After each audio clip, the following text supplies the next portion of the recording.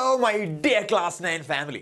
ഇന്ന് സാറിൻ്റെ മക്കൾക്ക് വേണ്ടിയിട്ട് ഒരു ചെറിയ കോൺസെപ്റ്റ് ആയിട്ട് വന്നിട്ടുള്ളത് ഹിസ്റ്ററിയിലെ രണ്ടാമത്തെ ചാപ്റ്റർ ആയിട്ടുള്ള ഐഡിയാസ് ആൻഡ് ഏർലി സ്റ്റേറ്റ്സ്, ആശയങ്ങളും ആദ്യകാല രാഷ്ട്രങ്ങളും എന്ന് പറഞ്ഞിട്ടുള്ള ചാപ്റ്ററിലെ ചെറിയൊരു കോൺസെപ്റ്റ്. തുടക്കത്തിൽ നമ്മൾ കാണാൻ പോകുന്ന ചെറിയൊരു കോൺസെപ്റ്റ് സാറിൻ്റെ ബേക്കിൽ എൻ്റെ മക്കൾ കാണാതിരിക്കും. Revolutions in Ganga. ഗംഗാ നദിയിൽ അല്ലെങ്കിൽ ഗംഗാ നദീ തീരത്തുണ്ടായ റവല്യൂഷൻ, വിപ്ലവം. എന്തോ വലിയ സംഭവമാണ് അല്ലേ? കേൾക്കുമ്പോൾ എന്തോ വലിയ സംഭവമായിട്ട് തോന്നും. പക്ഷേ എന്ത് വിപ്ലവം ഇത്?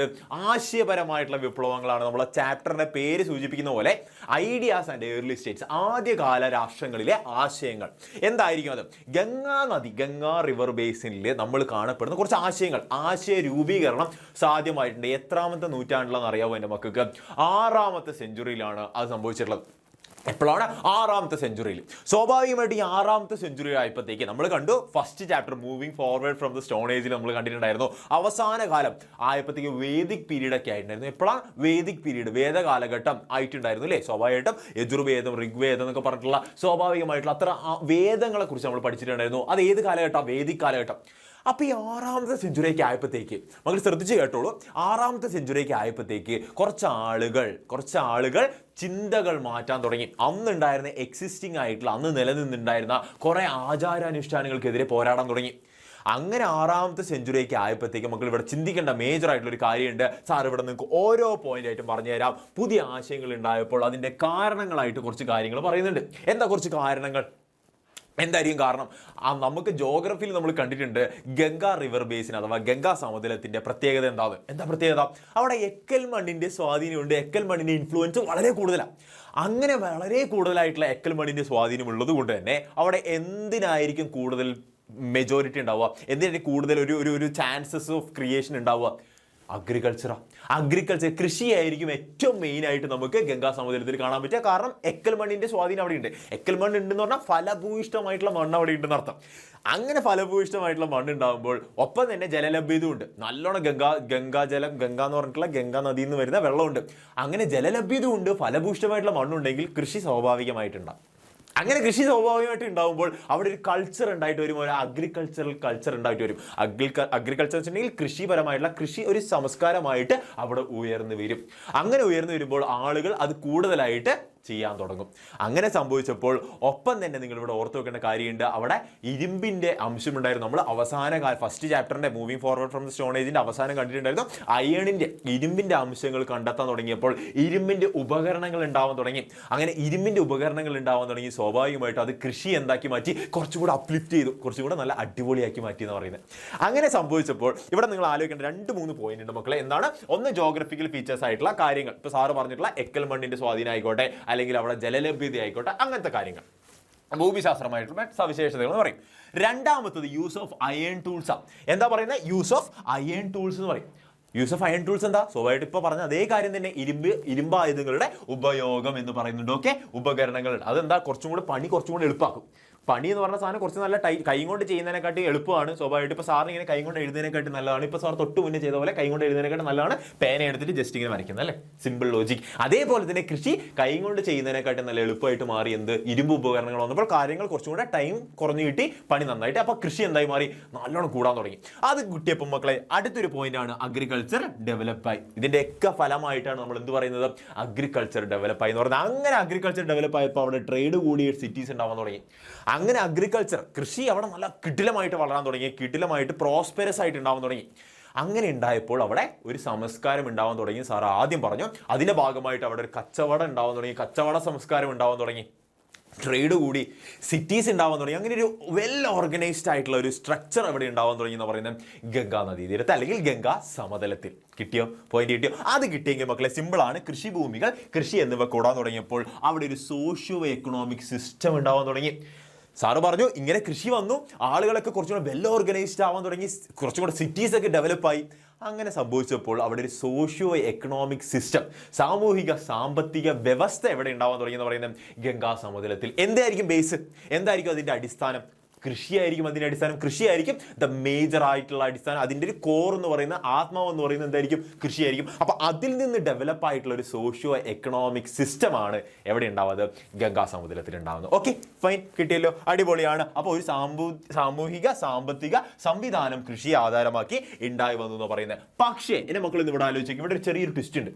എന്താ സാർ ആ ട്വിസ്റ്റ്? ഇത്രയേ ഉള്ളൂ. അഗ്രികൾച്ചറിന് ആവശ്യമായിട്ട് ഒരു സാധനം ഉണ്ടായിരുന്നു, കെറ്റിൽസ്. എന്താണ്? കന്നുകാലി വളർത്തൽ നമുക്ക് ആവശ്യമായിരുന്നു. പക്ഷേ ഈ കന്നുകാലി വളർത്തലിന് മേജറായിട്ടൊരു എതിരാളിയായിട്ട് വന്നത് ഈ വേദിക് പീരീഡിന്റെ സമയത്ത് വേദകാലഘട്ടത്തിൽ ആചാരാനുഷ്ഠാനങ്ങളുടെ ഭാഗമായിട്ട് അനിമൽ സാക്രിഫൈസ് ഉണ്ടായിരുന്നു. എന്താ? മൃഗബലി നടത്തിക്കൊണ്ടിരുന്നു. അങ്ങനെ മൃഗബലിയൊക്കെ നടത്തിക്കൊണ്ടിരിക്കുമ്പോൾ മക്കൾ ചിന്തിച്ചു നോക്കിയേ, കൃഷി എന്തിനെ അടിസ്ഥാനമാക്കിയിട്ടാണ് നിൽക്കുന്നത്? കെറ്റിൽസിനെ അടിസ്ഥാനമാക്കിയിട്ടാണ് നിൽക്കുന്നത്. കെറ്റിൽസ് എന്ന് വെച്ചാൽ കന്നുകാലികൾ. ഈ കന്നുകാലികളെ ആവശ്യമില്ലാതെ കൊന്നു കളഞ്ഞു. എന്തിന്റെ അടിസ്ഥാനത്തിൽ? ഈ ആവശ്യമില്ലാത്ത ആചാരാനുഷ്ഠാനങ്ങളുടെ അടിസ്ഥാനത്തിൽ എന്ന് പറയുന്നത്. അപ്പൊ അങ്ങനെ സംഭവിച്ചപ്പോൾ കൃഷി എന്ന് പറയുന്ന സംഭവത്തിന്റെ ആ വളർച്ച ഇല്ലാണ്ടാക്കാൻ എന്തിനെ കൊണ്ട് സാധിച്ചു? ഈ മൃഗബലിയെ കൊണ്ട് സാധിച്ചു. ഈ മൃഗബലി സംഭവം നെഗറ്റീവായിട്ട് വന്നൂലേ? ഇങ്ങനെ സ്വാഭാവികമായിട്ട് ഈ കന്നുകാലികളെ കൊന്നു കഴിഞ്ഞാൽ കൃഷി മോശമായിട്ട് വരും. മോശമായിട്ട് വന്നു കഴിഞ്ഞാൽ അതിൽ നിന്ന് കിട്ടുന്ന ലാഭം, പൈസ എന്ന് പറയുന്നത് കുറയും. അങ്ങനെ ഇപ്പൊ ആളുകൾ ചിന്തിച്ചപ്പോൾ ഓക്കെ, നമ്മുടെ കൃഷി നശിച്ചു പോവാണ്. കാരണം എന്താ? കാരണം ഈ പറഞ്ഞിട്ടുള്ള നമ്മളെ സഹായിക്കുന്ന, നമ്മളെ കൃഷിയെ കുറച്ചും കൂടെ ബെറ്റർ ആക്കുന്ന കന്നുകാലികളെ ഇത്തരത്തിലുള്ള ആചാരങ്ങൾ എന്തിൻ്റെ അടിസ്ഥാനത്തിൽ? വേദകാലഘട്ടത്തിലെ പുസ്തകങ്ങളെ അടിസ്ഥാനമാക്കിയിട്ടുള്ള ആചാരാനുഷ്ഠാനങ്ങളുടെ ബേസിസിൽ ഉണ്ടായിരുന്നുള്ള കുറച്ച് കാര്യങ്ങൾ നമ്മുടെ കൃഷിയെ ബാധിക്കുന്നുണ്ട് എന്നങ്ങ് തീരുമാനിച്ചു. അവർക്ക് മനസ്സിലായി. അപ്പൊ അതിനെതിരെ അവർ പോരാടാൻ തുടങ്ങി. അങ്ങനെ വന്നിട്ടുള്ള കുറച്ച് ആശയങ്ങളുണ്ട്. അതിനെ പറ്റിയിട്ടാണ് നമ്മൾ തുടക്കം ഈ ടെക്സ്റ്റ് ബുക്കിലെ ഈ 2ാമത്തെ ചാപ്റ്ററിലെ കുറച്ച് ഫസ്റ്റ് ഭാഗങ്ങളിലായിട്ട് നമ്മൾ കാണാൻ പോകുന്നത്. ഓക്കെ, ഇവിടെ നോക്കിയേ, കൃഷി കന്നുകാലി വളർത്തലിനെ ആശ്രയിച്ചിട്ടാണ് ഉണ്ടായിരുന്നത്. പക്ഷെ ആചാരങ്ങളുടെ പേരിൽ മൃഗബലി കൂടിയപ്പോൾ അത് കൃഷിയെ ബാധിക്കാൻ തുടങ്ങി. This created the people think against the Vedic rituals. വേദകാലഘട്ടത്തിൽ അന്നുണ്ടായിരുന്ന കുറച്ച് ആചാരാനുഷ്ഠാനങ്ങളെ ആളുകൾ നിരസിക്കാൻ തുടങ്ങി, ആളുകൾ എതിർക്കാൻ തുടങ്ങി. കിട്ടിയോ? ഐഡിയ കിട്ടിയോ? ഇത്രേ ഉള്ളൂ. ഓക്കെ, ഇത് ആളുകളെ ഇത്തരത്തിലുള്ള വേദിക് ചിന്തകളോടുള്ള വെറുപ്പിന് കാരണമായിട്ടുണ്ടായിരുന്നു. വൈശ്യാസ്, ഗഹപതീസ് എന്ന് പറഞ്ഞിട്ടുള്ള 2 കാര്യങ്ങൾ ഇവിടെ എക്സ്ട്രാ വരുന്നുണ്ട്. മക്കൾ ചിന്തിക്കുക, അന്നുള്ള കാലത്ത് ഈ 4 ചാതുർവർണ്ണ സിസ്റ്റം എന്നൊക്കെ പറയൂലേ, കേട്ടിട്ടുണ്ടാവും. ബ്രാഹ്മണർ, ക്ഷത്രിയാസ്, വൈശ്യാസ്, ശൂദ്രാസ് എന്നൊക്കെ പറഞ്ഞിട്ടുള്ള 4 ചാതുർവർണ്ണ സിസ്റ്റം ഉണ്ടായിരുന്നു. 4 പേരായിരുന്നു ഉണ്ടായിരുന്നത്. 4 ടയർ കാസ്റ്റ് സിസ്റ്റം എന്ന് പറയും, സിമ്പിൾ. ഇതിലെ ഒന്നാമത്തെ 2 പേര് എപ്പോഴും സുപ്രീം ആയിരിക്കും, താഴെയുള്ള 2 പേര് എപ്പോഴും താഴെ ജാതി എന്നുള്ള ഒരു കൺസിഡറേഷൻ ആയിരിക്കും. പക്ഷേ വൈശ്യാസ് എന്ന് പറഞ്ഞു കഴിഞ്ഞാൽ അവർ കച്ചവടമായിരുന്നു അവരുടെ മെയിൻ ഉപജീവന മാർഗം. കച്ചവടമൊക്കെ എന്തുണ്ട് ആ കാലഘട്ടത്തിൽ, ഈ 6ാമത്തെ സെഞ്ചുറി ആയപ്പോഴത്തേക്ക് ഇവരുടെ കച്ചവടമൊക്കെ ഡെവലപ്പ് ആവാൻ തുടങ്ങി. അങ്ങനെ ഡെവലപ്പായിട്ട് കൂട്ടത്തിൽ കുറച്ചും കൂടെ നല്ല ബെറ്റർ ആയവർ എന്ത് പേരിൽ അറിയപ്പെട്ടു? ഗഹപതീസ് എന്ന് അറിയപ്പെട്ടു. സത്യത്തിൽ ഇവരും വൈശ്യാസ് തന്നെയാണ്. അതിൽ തന്നെ ഏറ്റവും പ്രമാണിമാർ എന്നൊക്കെ പറയില്ലേ, അതിൽ തന്നെ നാട്ടുപ്രമാണിമാരുണ്ടോ ഏറ്റവും ടോപ്പിൽ നിൽക്കുന്നവർ, അവരെയാണ് ഗഹപതീസ്. അന്ന് ആ ഒരു ലോജിക്ക് കിട്ടാൻ വേണ്ടിയിട്ടാട്ടോ. അപ്പൊ അവരെയാണ് എന്ത് പറയുന്നത്? ഗഹപതീസ് എന്ന് പറയുന്നത്. വൈശ്യാസിലെ ഏറ്റവും ടോപ്പായിട്ട് നിൽക്കുന്ന ആളുകൾ. അവരെന്താ ചെയ്യുക? അവർ കുറച്ചും കൂടെ ലാൻഡൊക്കെ കളക്ട് ചെയ്ത്, കുറച്ചും കൂടെ കൃഷിഭൂമികളൊക്കെ കളക്ട് ചെയ്ത് വെച്ചിട്ട് അതിൻ്റെ അകത്ത് പൈസയൊക്കെ ഉണ്ടാകാൻ തുടങ്ങിയപ്പോൾ അവരുടെ കച്ചവടം ഡെവലപ്പായി. അവരുടെ ജീവിതശൈലി മാറാൻ തുടങ്ങി. അവരുടെ സോഷ്യലി ഉള്ള സ്റ്റാറ്റസ് മാറാൻ തുടങ്ങി. Socially status, WhatsApp status, Instagram status അതല്ല. ഇതെന്താണ്? സാമൂഹികപരമായിട്ട് അവരുടെ പദവി എന്താവാൻ തുടങ്ങി, ഉയരാൻ തുടങ്ങി എന്ന് പറയുന്നുണ്ട്. ഓക്കെ, ഫൈൻ, അടിപൊളിയാണ്. അപ്പം മെറ്റീരിയൽ പ്രോഗ്രസ് ഒക്കെ അവർക്ക് ഉണ്ടാവാൻ തുടങ്ങി. വൈശ്യാസും അതുപോലെ തന്നെ ഗഹപതിമാരും സമൂഹത്തിൽ ഉന്നത നിലയിലെത്തി. കാരണമായിട്ടുള്ളത് അവർ ഓൺ ചെയ്തിട്ടുണ്ടായിരുന്ന ഒരുപാട് ലാൻഡുകൾ, better status in the society, അതിന് കാരണമായിട്ട് അവർക്ക് കിട്ടാൻ തുടങ്ങി. സ്ഥലം കൈവശപ്പെടുത്തി സമൂഹത്തിൽ നല്ല നിലയിൽ എത്താൻ തുടങ്ങി എന്ന് പറയുന്നുണ്ട്. അപ്പോഴാണ് ഈ ന്യൂ ഐഡിയോളജിക്കൽ സിസ്റ്റേഴ്സ് ഇങ്ങനെ കുറച്ചുകൂടെ സമൂഹത്തിൽ അവർ ഉയർന്നു വരാൻ തുടങ്ങിയപ്പോൾ ചിന്തിക്കാനുള്ള ശേഷി ഉണ്ടാവാൻ തുടങ്ങിയപ്പോൾ ന്യൂ ഐഡിയോളജിക്കൽ ആയിട്ടുള്ള കാര്യങ്ങൾ, ന്യൂ ഐഡിയാസ് അവർ ഉണ്ടാവാൻ തുടങ്ങി. അങ്ങനെ ഒരു ന്യൂ ഐഡിയോളജിക്കൽ സിറ്റുവേഷൻ എവിടെ ക്രിയേറ്റ് ആവാൻ തുടങ്ങി എന്ന് പറയുന്നത് ഗംഗാ റിവർ ബേസിൻ അഥവാ ഗംഗാ സമതലത്തിൽ ഉണ്ടാവാൻ തുടങ്ങി എന്ന് പറയുന്നത്. അങ്ങനെ സംഭവിച്ചപ്പോൾ ഇതിന് മേജർ ആയിട്ടുള്ള ലക്ഷ്യം എന്തായിരുന്നു? എയിം എന്തായിരുന്നു? വർണ്ണ സിസ്റ്റത്തിനെ എതിർക്കുക. വർണ്ണ സിസ്റ്റം എന്ന് വെച്ചിട്ടുണ്ടെങ്കിൽ ജാതി വ്യവസ്ഥ അല്ലെ? വർണ്ണ സിസ്റ്റം എന്ന് വെച്ചിട്ടുണ്ടെങ്കിൽ ജാതി വ്യവസ്ഥ എന്ന് പറയും. ഓക്കെ, അത് ഇവിടെ സാർ എഴുതി വെക്കാം. ജാതി വ്യവസ്ഥയാണ്. 4 ഉണ്ടായിരുന്നു, 4 പേര്. ഓൾറെഡി സാർ ഓരോരുത്തരെയും പേര് പറഞ്ഞിട്ടുണ്ട്. അങ്ങനെ ജാതി വ്യവസ്ഥയുടെ അടിസ്ഥാനത്തിൽ തിരിച്ചിട്ടുണ്ടായിരുന്നു. അപ്പൊ ഇതിനെതിരെ പോരാടാനാണ് വൈശ്യാസും ശൂദ്രാസും പോലുള്ള താഴെയുള്ള ആളുകൾ പോരാടിയത്, അതിന് സംസാരിച്ചു തുടങ്ങിയത്. Okay, fine. ഇതാണ് മക്കളെ പുതിയ ആശയങ്ങൾ വന്നു വർണ്ണവ്യവസ്ഥയ്ക്കെതിരെ. എക്സാക്ട്ലി നിങ്ങൾ ചിന്തിക്കുക, ഇതിന് ഒരു പവർ, ഒരു പുഷ് കൊടുത്തത് 2 ഐഡിയോളജീസ് ആയിരുന്നു. അപ്പൊ ഏതാണ് ആ 2 ഐഡിയോളജി എന്ന് വെച്ച് കഴിഞ്ഞാൽ ജൈനിസവും ബുദ്ധിസവും. ഓക്കെ, ആരൊക്കെയാണ്? ജൈനിസവും ബുദ്ധിസവും ആണ്. അപ്പൊ എക്സാമ്പിൾ ഏതാ സാർ? ആ 2 ഈ പറഞ്ഞിട്ടുള്ള ന്യൂ ഐഡിയോളജീസിന് ഒരു എക്സാമ്പിൾ ഏതാന്ന് ചോദിച്ചു കഴിഞ്ഞാൽ ജൈനിസമാണ്, ബുദ്ധിസമാണ്. ഫൈൻ, അടിപൊളിയാണ്. നിങ്ങൾ വർദ്ധമാന മഹാവീരനെ കുറിച്ച് പഠിക്കും, ബുദ്ധനെ കുറിച്ച് പഠിക്കും, എല്ലാവരെ കുറിച്ച് പഠിക്കും. ഓക്കെ, നമ്മൾ മുന്നോട്ടുള്ള ക്ലാസ്സുകളിൽ. അപ്പൊ ചെറിയൊരു വീഡിയോ ആണിത്. അപ്പൊ ഇത്രയും കാര്യങ്ങൾ സാറിവിടെ പറഞ്ഞു വെക്കുന്നുണ്ട്. ഇനി എന്റെ മക്കൾക്ക് വേണ്ടി സാർ ചെറിയൊരു ക്വസ്റ്റ്യൻ കൂടെ ഇവിടെ വെക്കുന്നുണ്ട്. ഇത്രയേ ഉള്ളൂ. ഇതിന്റെ ആൻസർ എന്റെ മക്കൾ ഇതിന്റെ താഴെ, ഈ വീഡിയോയുടെ താഴെ കമന്റ് ചെയ്യണം. എത്ര പേർക്ക് റൈറ്റ് ആൻസർ കിട്ടുന്നു? ഇവിടെ ഓൾറെഡി സാറ് ഓപ്ഷൻസ് വെച്ചിട്ടുണ്ട്. ഇതിലൊറ്റൊന്നാണ് ഓപ്ഷനായിട്ട് വരിക. ഇത്രയേ ഉള്ളൂ. ഗംഗാ സമുദ്രത്തിൽ കാണപ്പെടുന്ന മണ്ണിനം ഏതാണ്, സോയിലിന്റെ ടൈപ്പ് ഏതാണ്, സോയിലിന്റെ ടൈപ്പ് എന്ന് വെച്ചാൽ മണ്ണിനം ഏതാണ്. ഇവിടെ പർവ്വത മണ്ണ്, വനമണ്ണ്, എക്കൽ മണ്ണ് എന്ന് കൊടുത്തിട്ടുണ്ട്. അവ ഏതാണ് സാർ ഓൾറെഡി വീഡിയോയുടെ തുടക്കത്തിലൊക്കെ പറഞ്ഞിട്ടുണ്ട്. മക്കൾ കണ്ടിട്ടില്ലെങ്കിൽ പെട്ടെന്ന് ഓടിച്ചു വിട്ട് കണ്ടിട്ടുണ്ടെങ്കിൽ ഒന്നുകൂടി പോയി കാണാം.